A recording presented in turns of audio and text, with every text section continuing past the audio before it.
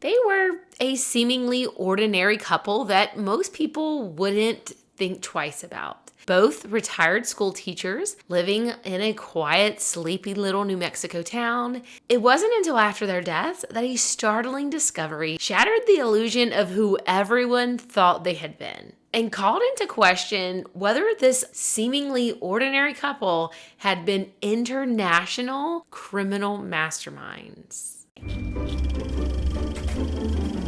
Hey y'all, I'm Christina and you're listening to History and Hearsay. Just a quick reminder that I'm not a historian or any type of expert, and as always, my sources are linked down below. Today's episode was suggested by a viewer, so thank you to Shannon for the story suggestion. Now, Shannon also sent in a couple of other super interesting stories that are along this same type of theme. So if you guys enjoyed the topic of today's episode and you want to hear more like it, let me know in the comments. It was the day after Thanksgiving in 1985. Just before opening time at the University of Arizona's Museum of Art, an older woman and a younger man sat on a bench waiting to go inside. Both had on sunglasses and wore overcoats that seemed a bit too heavy for the 55-degree day. As an employee reported for work, the couple slipped in behind him. The security guard noted that it was not quite 9 o'clock, but decided to let the two enter anyway. The couple started to go up the stairs, but the woman stopped midway up and began asking the guard questions about some of the artwork in the museum. As the two stopped to chat in the stairwell, the man who had been with her continued up the stairs.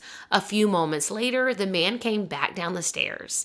He appeared to be in a rush, and the woman joined him in his haste out of the building. The shortness of their visit and the haste in which they left seemed very suspicious to the guard, who proceeded up to the second floor gallery, where, to his horror, he discovered a piece of modern art.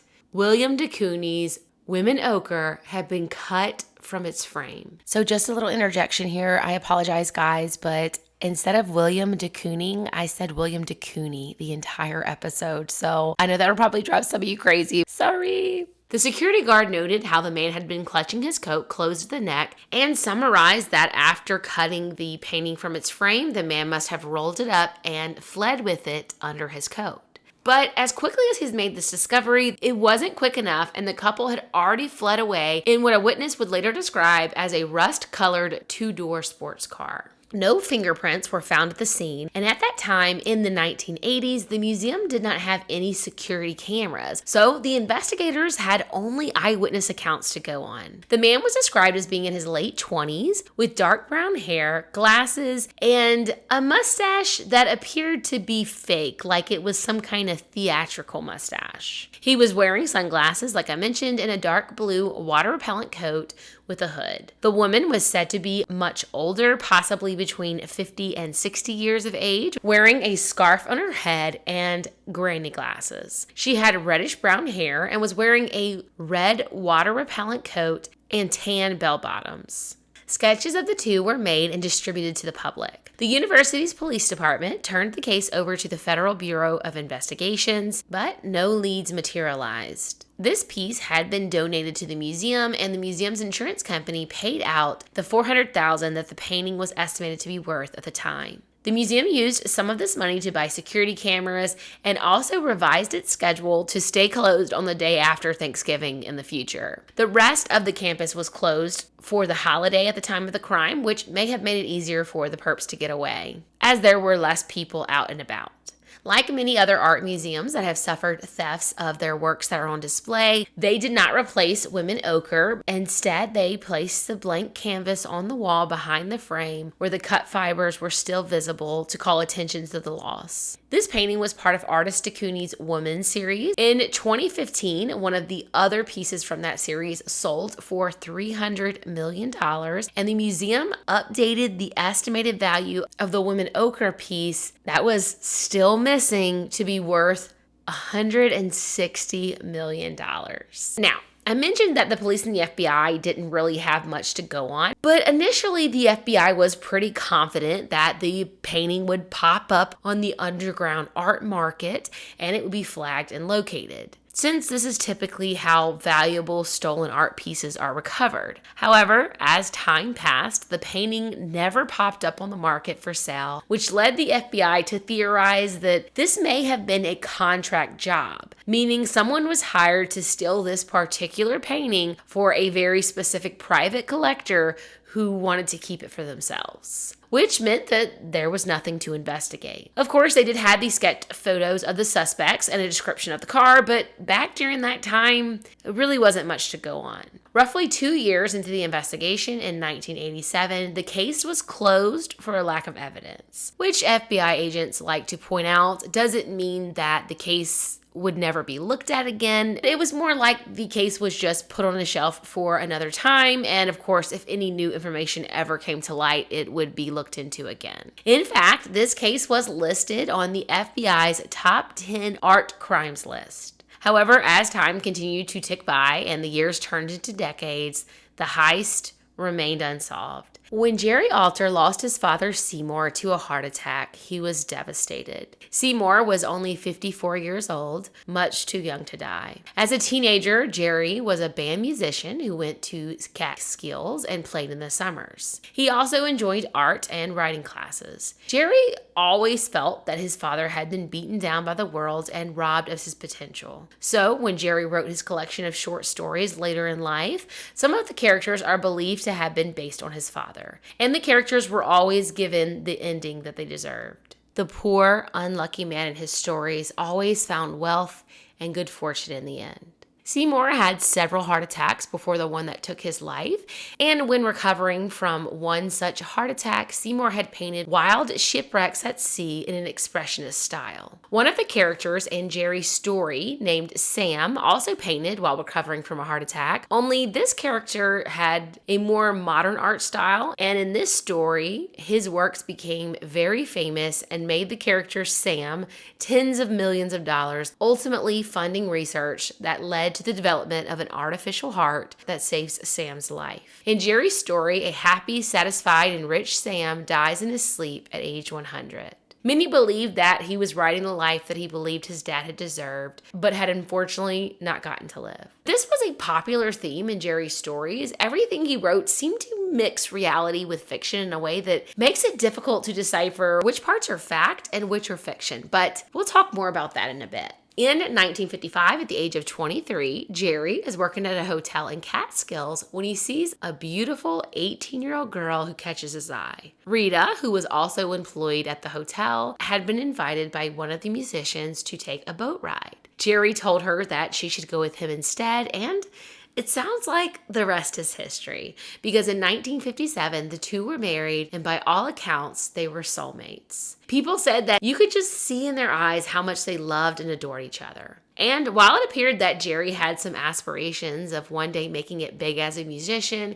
he himself acknowledged that he was not a top-rate jazz player. Though he had spent years practicing his clarinet and taking sax lessons, he could only play other people's riffs and lacked the ability to improvise in the way that the greats did. One professional who listened to Jerry's tapes said that his music was lacking of any particular personality or professional sensibility in his sound or phrasing. Though everyday people like his nephew commented that he was a great jazz player. So it kind of sounded like he was a great guy to hire for a party, but was never going to skyrocket to the level of fame that he possibly dreamed of. And being a married man with responsibilities, Jerry knew that he couldn't wait around to play the odd party. He needed a regular gig to pay the bills. So he got a job teaching music at a public school in Washington Heights, just outside of New York City. He taught grades 3 through 6 and ran the orchestra and the Glee Club. Jerry soon decided he wanted to become an assistant principal, and he studied at night for accreditation at Columbia University. But the promotion didn't come through as speedily as Jerry wanted. His sister says that he felt he was being passed over because of affirmative action. Jerry scored very high on his qualifying exam and expected to get the position, especially after taking a couple of years of those very expensive courses at Columbia. During this time, they were living in Brooklyn, and Rita graduated from City College with her teaching degree and went on to get her master's degree in speech pathology. Eventually, the couple purchased a house in the suburbs in New Jersey, and Jerry continued to go to the musician's local 802 floor to get club dates, weddings, bar mitzvahs, and things like that to play on the weekends. He also taught private music lessons in the afternoons, and he took private lessons with a renowned sax player. Now, all this time, he's continuing to teach school in the Manhattan area, and he really felt like the schools were just getting rougher and rougher, and the administration was really insensitive to the plight of the teachers. I read something that said that they were getting like knives pulled on them and all kind of things, and so it just was really frustrating for him to not only feel like he wasn't being heard by administration, he was being passed over for promotions, and he was doing all these gigs on the weekends with his music, but he had not been discovered yet, and so it sounds like Jerry was just super frustrated at this point, and he was ready for a change. And then Jerry has a heart attack. Now, this, of course, is scary enough on its own, but add that to the fact that this is how his father had died made Jerry more concerned than ever. So at only 48 years old, Jerry decides that he is going to retire young and do more of what he wants with his life. So he and Rita moved to Southwest New Mexico. Now, as I mentioned, Jerry had obviously been unhappy for quite a while, and so it sounds like they had been planning this early retirement and this move for several years, because records show that they had purchased this property in 1973, and then they officially closed and everything on it in 1974. And so pretty much right away, they had dug a well on the property, but they didn't actually move there until 1977, about 3 years after they purchased the property. So at this point, the Alters have 2 children. Their son Joey was 15 and their daughter Barbara was 14 when they moved to New Mexico in 1977. So the couple gets a travel trailer and they live on the property in the travel trailer while they're building their house. Now, this property that they purchased was 20 acres on the edge of a mountain. The couple was completely in love with the view, which they said made them feel as though they were on an island all by themselves. Jerry and Rita's families knew that they loved to travel, hike, and fish, and they also frequently traveled to the Southwest for a vacation. So when they said they were moving west because they were tired of the rat race, no one really questioned it. It made perfect sense. This area that they moved to was so remote that the home they built was one of the first homes in the area, as it had previously been zoned for livestock. Along with the house, they built a pool, which was a very rare luxury in that area at the time. Rita soon got a job as a speech therapist in the nearby towns of Cliff and Silver schools, helping young children with speech problems. Since Jerry was retired, he started using his free time to start writing more. During the summers and all school holidays, the couple, along with their 2 children, continued traveling every chance they got. Jerry and Rita were known as friendly but private, and they were known to use all of their free time for traveling. Most of their contacts with their neighbors came from when they were out walking, which they were very avid walkers. Some of the neighbors said that whenever they would drive by and they would see the Alters walking, they would always stop and chat, and they said they were very cordial and friendly. One couple who was invited over for dinner noted how Jerry was very passionately reading poetry that he had written, and they said that the poetry wasn't very good, but Rita just sat with her elbows on the table, her face in her hands, and she just stared at Jerry with this dreamy-eyed look like he was the best thing in the world. It was just very evident to everyone how in love these 2 were. According to friends of the Alters, they took at least 2 to 3 trips per year, staying anywhere from a few weeks to even an entire month at each location. And according to these friends, the Alters' lives revolved around planning their next trip. They lived a life that most people only dreamed of, visiting all 7 continents and over 140 countries on their travels. Now, some people did wonder, how in the world could they afford such a lifestyle? I mean, this was a man who had retired from being a school teacher at the age of only 48, and this family of 4 was now living on his wife's school teacher salary. But despite that, the Alters appeared to live quite comfortably. They were said to have one of the nicest homes in town, and of course there was the pool, which most everyone else in the area could not afford to add to their homes. One of the kids who had gone to school with the Alter's daughter, Barbara, said that they always begged her to throw a party and let them all come over and swim, but Barbara had said that her father would not allow it. Though it sounds as though the Alters would occasionally have an adult neighbor over to swim, at least that was the case in one occasion where there was a neighbor who Jerry had given music lessons to, and at one point they had invited her over to swim, and she had commented that how from the pool all you could see was the blue sky, making it look like you were on the edge of the world. So clearly their estate was just so beautiful. Ultimately, though, the traveling that the Alters did really was the biggest thing that was a little confusing as to how they could afford it. Now, nowadays, we're used to people traveling on vacation, even if they really honestly don't have the money because people put things on credit. But back then, especially in that area, it was said that people couldn't really afford to travel much at all, much less in the way that the Alters did. They were going to such remote, exotic locations. But some of their friends and family have said that while it did run through their mind, like, how are they able to afford this? They just assumed that the Alters lived very frugally all throughout the year in order to be able to fund their trips. And there was the fact that they weren't really staying in some high-end resorts. They were mostly kind of like living off the land. They would go to an area and experience it more like how the people who live there experience it. So most of their trips, they'd be living in small huts on the beach to get more of an authentic experience. I think they were hunting on the land and things like that. So a lot of people just kind of assumed that was also how they were affording it. They were doing it in a very cheap way. And while they had pretty much the nicest house around, Jerry did do a lot of the work of building his house himself. And he also known to have used illegal or undocumented migrant workers who he could get away with paying much less than they were really worth. And so he was able to scrimp and save some money that way as well. So he probably built the house for a lot less than what it would have cost him otherwise. None of this really fully explains how they could afford their lifestyle, but it seems like there was just enough of that kind of thing where they would see the family kind of skimping on things or being cheapskates in some ways, and they were able to be like, okay, well, they must just be really saving every penny they have to travel. And then when they get there, they're traveling very cheaply as possible. So again, doesn't fully explain everything, but these little pieces of the puzzle are how people would kind of explain away how the Alters were affording this lifestyle.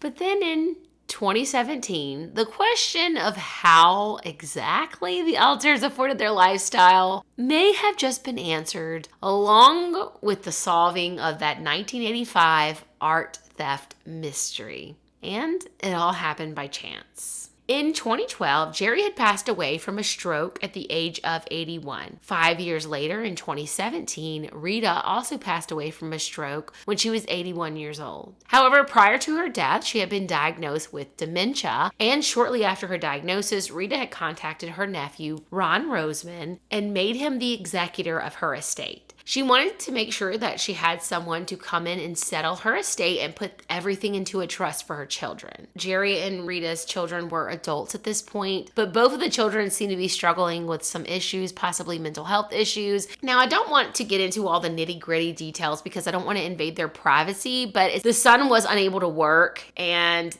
I guess their issues were severe enough that they needed someone to handle the finances. And so her nephew, Ron, graciously took on that responsibility by handling the estates and getting everything settled and setting up a trust so that the money would go to the children. Now, Ron has lots of fond memories of his aunt and uncle while he was growing up, and he said he just found them so interesting. They spent many summers and holidays visiting his family, and he says that they always had such interesting stories about their travels, and there were thousands and thousands of photos that they took on their trips, and they shared the photos and they would come visit the family in slideshows, which he said was sometimes a bit much, but he always thought they were just so interesting, and he admired them to the point that he even became a teacher because of them. And he says he sometimes even wished that they were his own parents. That's how cool he thought he was. I'm sure every teenager has probably had that thought about someone they admired at some point. So when Rita died in 2017, Ron starts going through the house house, and he took the job of going through their stuff very seriously. The house was full of so many mementos and little treasures from Jerry and Rita's travels. There were tons of paintings, there were Navajo rugs, like so many things, art pieces, sculptures, and Jerry and Rita had always told their family members that all of these sculptures and art pieces were replicas that they had purchased on their travels. But still, Ron wanted to make sure that he didn't get rid of anything that was important or valuable because he wanted to get as much money as he could for the children. So Ron starts trying to sell stuff. He contacts a couple dozen universities and art museums, and he sent them photos of the various arts, sculptures, and even the rugs and all the things that were all over the house. And some of the places he contacted were the Met, the Smithsonian, and even a local art auction house. He didn't get any offers from any of these places. He said none of them were interested in purchasing, and none of them even wanted to take any of the items as donations. So at this point, he's kind of just thinking, well, okay, all of these things must actually be replicas, like my aunt and uncle said, and not actually have any value. Because I know sometimes I think some replicas can have some value depending on how they're made. I don't know about all that, but he gets shot down, and so he's like, okay, well, none of this is really worth much, if anything, beyond maybe just what someone would be willing to pay for ordinary home decor.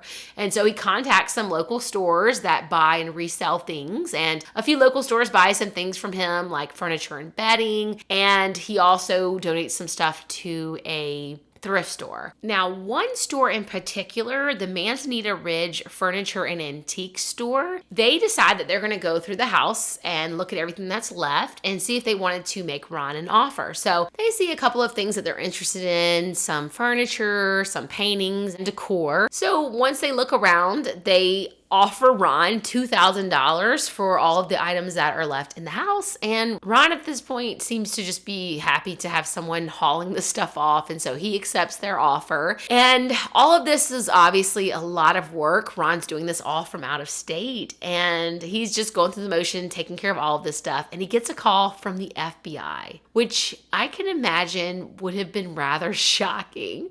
But the lady on the phone tells him, hey, you're not in trouble. I just have a question about a particular painting that your aunt and uncle had and where they got it from. It turns out that the guys over at Manzanita Ridge had discovered a hidden treasure inside the Alter's home. Now, when these guys went into the house, they noted a few things that they found odd. Firstly, they said that the house was full of pictures of Jerry and Rita, but there weren't very many pictures of the kids, which in interviews later with neighbors, it was said that Rita and Jerry never really talked about their kids. They mostly just talked about their travels, so take that for what you will. They also said that the yard was super odd. There were statues of philosophers and artists all over the yard. The home was so full of artifacts that they had an entire room dedicated solely to African stuff. The walls in the hallways and even the bathroom were covered with these very odd-looking modern art pieces, which, as it turns out, Jerry had had various strokes and heart attacks prior to passing away. And he had painted this art as therapy, kind of like his dad had done as well. But he had 75 of them hanging all throughout the house. And everybody who saw them thought they were odd and kind of hideous, actually, to be blunt. There were also odd pieces of poetry that Jerry had written all throughout the home. And these men noted while going through Jerry and Anita's home, just like so many others before them, that even now what they left behind spoke of how much that Jerry and Anita had loved each other. They commented that they'd clearly been each other's entire world. Okay, so they see all this clutter basically everywhere, and one of the men goes into the master bedroom. He bends down to look in a drawer, and he notices that there's a piece of modern art on the wall behind the couple's bedroom door. Now, this is obviously a very odd place to put a painting because when the door's open, you can't see it. So it's only visible if you're in the room with the door shut. But the guy at the store is like, this might be nice in our guest room. And so while they're taking all this other random stuff they had just paid for in the estate sale, they decide to take this painting back to the store as well. They get back to the store, unload everything, and they haven't been there for 10 minutes when a customer named James walks in. And he's like, is this real? James is like staring at the signature on the painting and he's like, I think this is a real de Kooning. He tells one of the owners, David, I'll give you $200,000 for it. David says he thinks the guy's joking, so he's like, sold. But James is like, no, I'm serious. This painting might be worth $200,000. It might be worth $2 million, but I definitely want it. So after that interaction, more people keep coming into the store and everyone seems to be going right over to the de Kooning, and people were like picking at the paint and they all just seem to be trying to figure out if this painting is real or not. And so the guys in the store are like, okay, this is really weird, but we might have something that's actually valuable here. And so they don't want it to get any further damage. They're worried people are going to like scrape the paint off. And so they take the painting and they hide it in the bathroom. And then David starts Googling, trying to see if he can figure out what he has. And he comes across an article titled Unsolved Arizona Mystery. De Kooning painting valued at $100 million missing for 30 years. This article had been written a year earlier as part of a last-ditch effort by the University of Arizona's Museum of Art to revive the cold case on the 30th anniversary of Woman Oker's theft. A photo of the painting popped up on the screen. David couldn't believe his eyes. He compared the painting in the photo to the one that he had, and aside from the fact that it was now mounted in this cheap gold frame, it looked identical to the one in the article. So David is freaking out, and within 5 minutes of seeing that story, he picks up the phone, he calls the University of Arizona Museum of Art, he gets a student receptionist on the phone, and he says, I think I have your stolen painting. She's like, hold please. And she connects them to Olivia Miller, the museum's curator of exhibitions. Now, David's worried that Olivia's going to think he's crazy, but one of the things he says was that the painting looked like it had been rolled up, which was a very specific detail from the theft that causes Olivia's ears to perk up. And she asks him to send her some photos of the painting. She wanted some close-up details of the signature, and then she wanted him to send her the dimensions. And as they're texting back and forth, Olivia is flipping out because everything that she's getting is seeming to confirm more and more that this is quite possibly the painting that has been missing for more than 30 years. Olivia contacts the campus police and she's instructed by police not to talk to the men from the store anymore. The police say that they're going to take it from here. So meanwhile, David's just waiting to hear back from Olivia about what he's going to do to get this painting back to the museum. And word starts getting out around town, small town.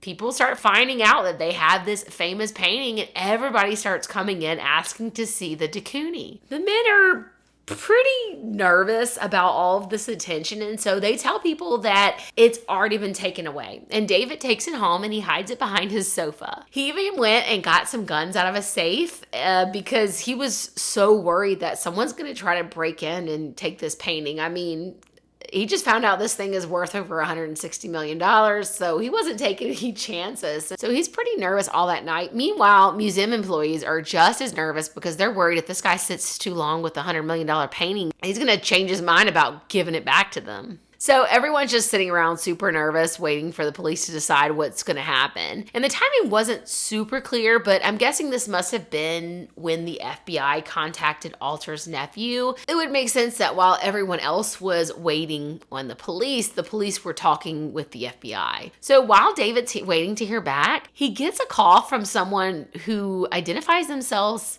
as an intellectual properties attorney and tells him that he's stupid, basically. He doesn't know how much money he's leaving on the table. And David is just like done with this. He calls Olivia back and he tells her, he's like, look, I need you to figure out what you're doing. I need someone to come and take care of this. He lets her know that he's so worried that somebody's going to come up and attack him for this painting. And all he wants to do is get it back to the museum where it belongs. These are his only intentions. Please come take this painting, get this target off my back. Olivia, of course, is super relieved that David wasn't trying to hold it for ransom or run off with it or anything. And so after David's second phone call to Olivia, she was given the go-ahead to go and pick up the painting. Now, the way the documentary made this sound, I was assuming that this was like days and days, but it was only 24 hours between the time that David called the first time and when the team arrived from the museum to take the painting back. So the museum employees arrived to take back the painting. It's this beautiful, magical, exciting moment. The museum offers a reward to the shop owners, which they refuse, and the painting is transported back to the museum by armed guards and then sent off to Getty's Museum in Los Angeles to start repaying it. Now, not only had the de Kooning been cut out of its frame, but it had then been stapled to another frame to mount it again. So parts that were like pieces of the front of the painting were now stapled on the sides of the new frame. So there was like holes all in it, and someone had added paint to a few of the spots to try to fill in some of the damage, and there were cracks all throughout the painting from where it had been rolled up and stuff in the thief's jacket. I mean, it was just a mess. Someone had also painted a varnish over the top of the painting, like maybe they were trying to preserve it. And of course, this was horrifying to all the museum people, but one of them did point out that the way this person tried to preserve the painting showed some knowledge of how a painting was supposed to be handled, but it was still very poorly done, indicating that this person was definitely an amateur who possibly knew a bit about artistic techniques, but not necessarily how to actually do those techniques correctly. Of course, the museum was actually horrified at the way this masterpiece had been treated, and this was going to take some real surgery to get it back to its original glory. Now, in the documentary I watched, they show a bit of the restoration, and it was some crazy intricate work. So go check that out if you're interested. But the lady was literally moving tiny flakes of paint around on the canvas and using a heating tool to put them back together where they belonged. It was like, some wild stuff. Now, side note, some of the old timers that lived in the city where the Alters had lived at the time of the theft, they were interviewed, and the comments from them were so funny. I was cracking up. Obviously, there are many of us who don't really appreciate modern art, myself included. I don't get it. But these old guys were like, $160 million? I wouldn't give you $5 for it. It was funny. You guys will have to go watch it. It's definitely worth watching the documentary just to see this little snippet of these old timers talking about it in the country store. But once the painting was returned to its rightful owners, the mystery remained of who had taken it and why. Bo Whitman of the FBI Art Crime Team says that after 30 years of working with these types of crimes, he has determined that there are basically 3 types of thefts.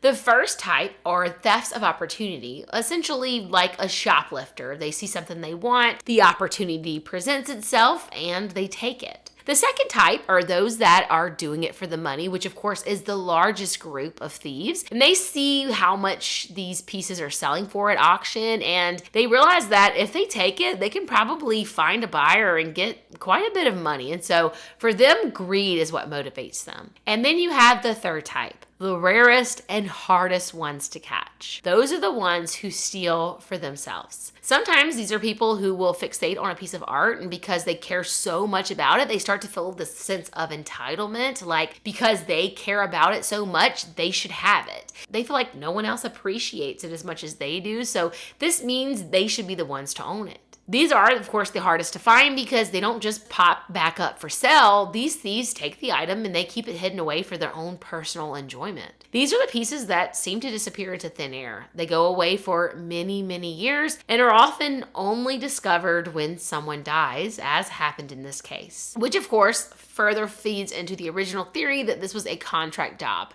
Someone had taken this piece simply for their or their boss's own pleasure, which is why the piece never came onto the market. So, of course, since the painting had been found in Jerry and Anita Alter's home, they were now the prime suspects. Now, some like to point out that it is possible that they picked it up at some random shop somewhere, not knowing what they had, but it seems highly unlikely. When this came to light, the people closest to the Alters, their friends and families, were all blown away. They couldn't imagine that Jerry and Rita would have done something like this. Everyone seemed to really love Jerry and Rita. Even their former students spoke very highly of them, saying that Rita was a very nice woman and that Jerry had given them their love for music and that he was a very inspiring teacher. Some of them said that he motivated them in a way that made them feel like they really mattered. He was just a very uplifting and nice man. Hearing the accusations against them, pretty much everyone was in disbelief. They couldn't really wrap their heads around this even being a possibility. But there was quite a bit of evidence that started to make everyone question everything they had ever known about the Alters. Now, let's just pretend for a moment that we aren't all already convinced that Jerry and Rita were the ones who stole this painting and examined some of the evidence against them. According to WFAA, who did a documentary on this in 2018, the FBI has 100 pages of evidence regarding the Alters and this case. But for the purposes of this episode, we're going to talk about the main things that seemed most relevant to me. The Alters would often visit family over the holidays, and according to their nephew Ron, whenever they came to his family home for Thanksgiving, they would wake up early and go hiking the next morning. Ron has a photo showing the Alters having Thanksgiving dinner with his family in 1985, the year the de Kooning was taken. Not only that, but the family lived in the same city where the theft took place. So we know that they were in Tucson at the time of the theft. Ron also remembers how on that particular trip, his uncle was showing off their red Supra. Ron has some photos from that time, and it shows Rita with a red coat on, a coat that perfectly matches the drawing of the suspected thief. The photos are all labeled 1985, and the mountains in the background have snow on them, which seem to indicate that it was taken around the same time in November. Now, when you compare the sketches of the suspects, you can see the resemblance. Jerry didn't have a mustache at the time, but as I mentioned earlier, the museum employee felt that it was pretty obviously a fake mustache, so the thief probably didn't actually have a mustache. Not only that, but remember how I said that the Alters kept records every time they left home? Well, Rita's records were pretty meticulous. They showed when they left home, where they went, and when they arrived. We know that they took that trip in November of 1985 because of all the photo evidence that his family has, but the dates in her little journal calendar book were blank. The days before and after are indicated as to what they did, but Rita didn't pencil in the details of their trip to Tucson in her record book. The Alters were known to be fans of de Kooning and had replicas of his sketches all around their house. There was even some speculation that the area where Jerry would go to try to get jobs playing jazz music was also an area that de Kooning was known to hang around, so it was very possible that the two of them were actually acquaintances of de Kooning. They may have met him or even known him on some level. And some people even find Jerry and Rita's move to Cliff, New Mexico as suspicious because, of course, they told everyone they were going there to escape the rat race, but some people wonder now if maybe they had moved to this area as kind of a way to hide out. Now, another big piece of this that we keep coming back to was the money that the Alters seemed to have that no one could figure out where it was coming from. We mentioned their expensive properties and all their exotic vacations, but another thing worth mentioning is that by the time Rita passed, it was said that the Alters had $1 million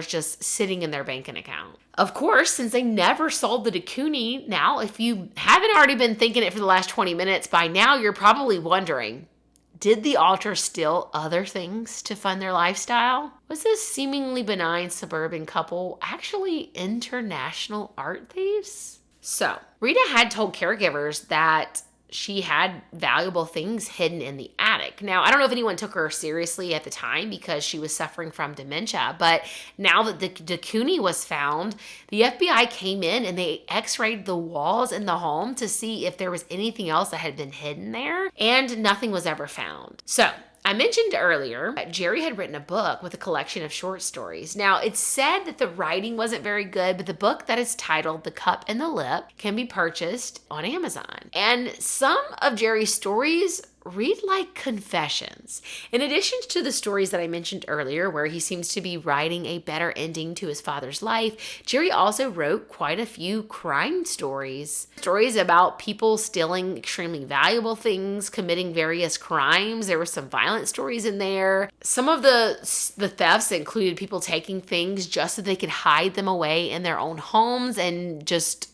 open a cabinet and look at it whenever they wanted to for their own enjoyment. One of the short stories, titled Thrill Seekers, talks about living a double life and really reads like a confession. Part of it reads, quote, "Highly inquisitive by nature, both were thrill seekers of a particular variety. They saw themselves as masters of victimless crimes." Now, while everyone else just couldn't wrap their heads around Jerry and Rita having taken the de Kooning, one of the travel agents that used to book their travels said she was sure that they had taken the painting because she said they were adrenaline junkies. She said they would book a flight to a country and then make arrangements for someone to smuggle them into another country that they weren't supposed to go into.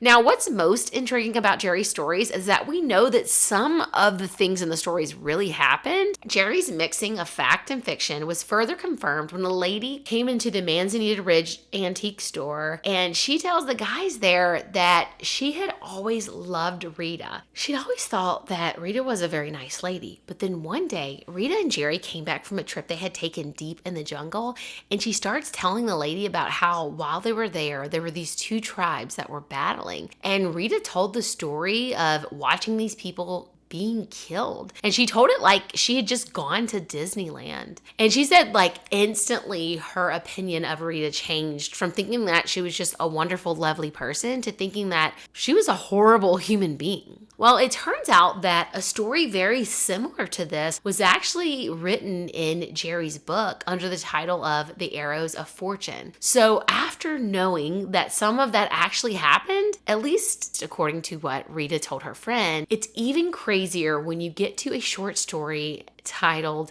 The Handyman, and it includes a murder. In this story, the main character hires an illegal or undocumented migrant worker who has an affair with the guy's wife. The guy then kills the worker and buries him in a septic tank.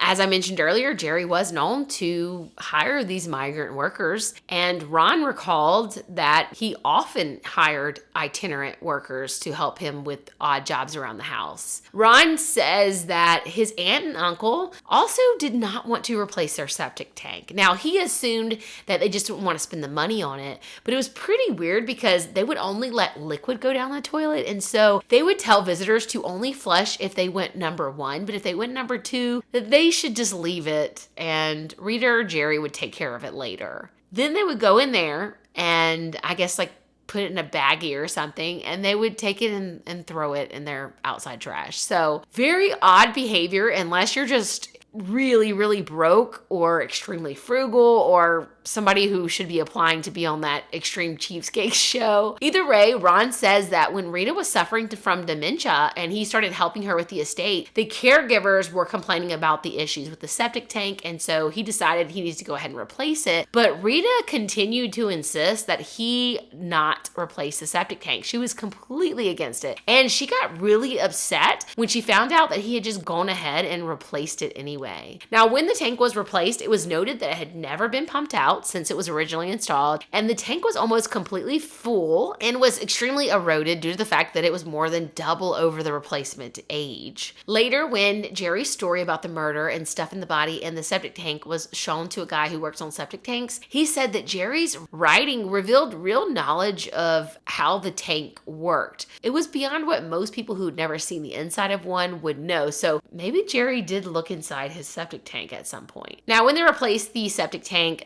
they didn't think there was anything inside of it, though I don't think anyone really looked, but the way that they removed them and stuff, they said they didn't think anything was in there. And it's highly likely that all of the more dramatic and illegal parts of Jerry's stories are completely made up, but it does make you wonder. Now, there's another piece of the story that we haven't gotten into fully yet, and that is back when the nephew Ron was originally trying to sell all of the stuff in the Alter's home. Prior to calling the guys from the Manzanita Ridge store, he had ended up donating a lot of really nice items to the Garden Club thrift store.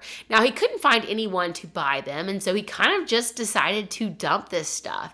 He said he had made a reasonable attempt to sell it, but he was having to come in from out of state, like I mentioned earlier, to handle all of this. He needed to get back to work, and so it's reasonable that he was in a bit of a hurry to get all of this settled. So Ron chose this particular thrift store because he learned that they had donated all of their profits to community projects. And the lady from the Garden Club said that he came in with a whole truckload of stuff, and they started bringing in some items that she recognized and thought might be very valuable. One of the items was a sculpture by a famous artist, Frederick Remington. So the woman's like, whoa, wait a minute. I I can't take any of that stuff. She was like kind of overwhelmed because usually the items they got, they were selling them for like $2 or $5. She said if it was really fancy and expensive, it would be $10. So this was a bit out of her league with the things that she normally dealt with. But her son was helping her move the stuff that was being donated. And one of the paintings caught his eyes. And he's like, oh my Lord, this is a J.H. Sharp, who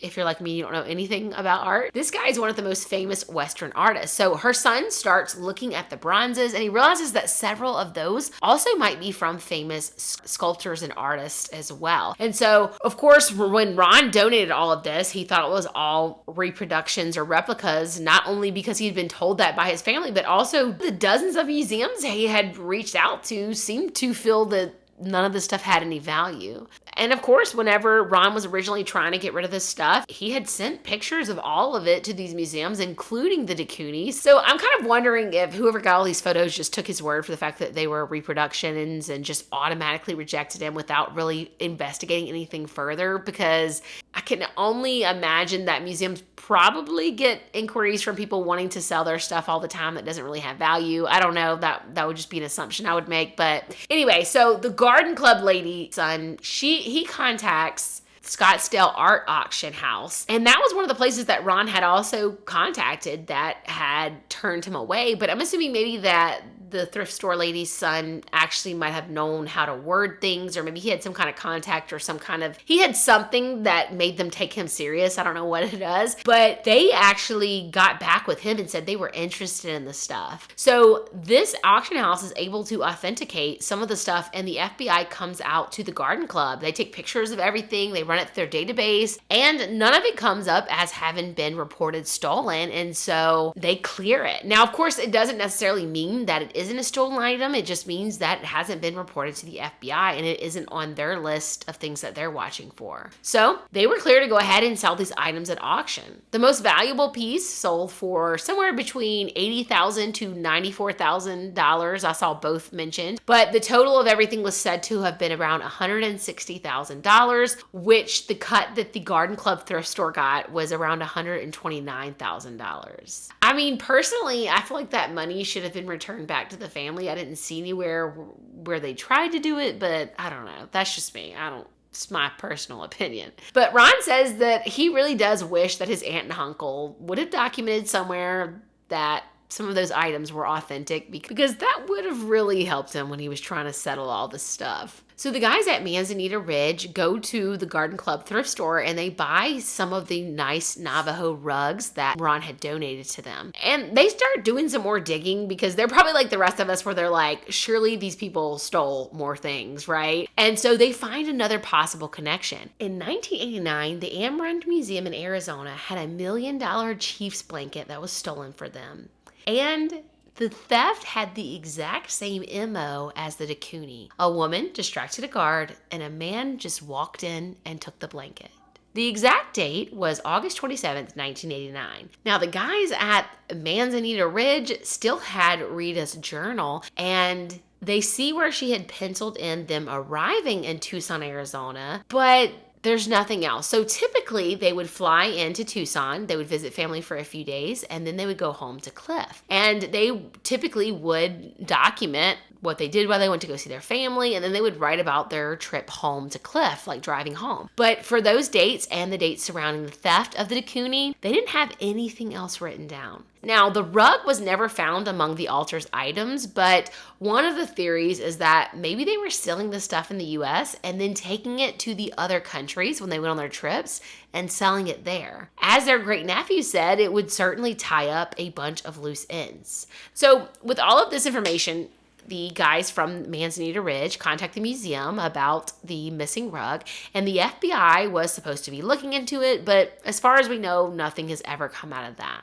So, if the Alters were stealing items and then taking them somewhere else to sell it, it would make sense that they would want to hide their wealth in order not to get caught. They wouldn't want people to become suspicious of how fancy they were living, at least in ways that would have made it more obvious how much money they actually had. So everything in the house was very simple. All the furniture they had was said to have been like 40 to 50 years old. Of course, everything in the house had been done by Jerry. The people who bought his house after they passed away said they would call the house that it was jerry-rigged because so many things were just done completely wrong. And then, of course, you have the whole septic tank situation, which was part of that extreme frugalness that the family members saw. That just made them think, hey, maybe they were just scrimping so hard during the year and they were truly able to afford their vacations on their meager income. So when the second documentary was released in 2022, this is basically where the case was at. But then there's this guy, Lou Schechter. He's a California art sleuth who sees the documentary and he hears about how the other items are sold at auction, and he starts to research where they came from. He's able to make the connection that both the Higgins and Sharp paintings that were sold at auction in 2018 were stolen in 1985 from the Hardwood Museum in Taos,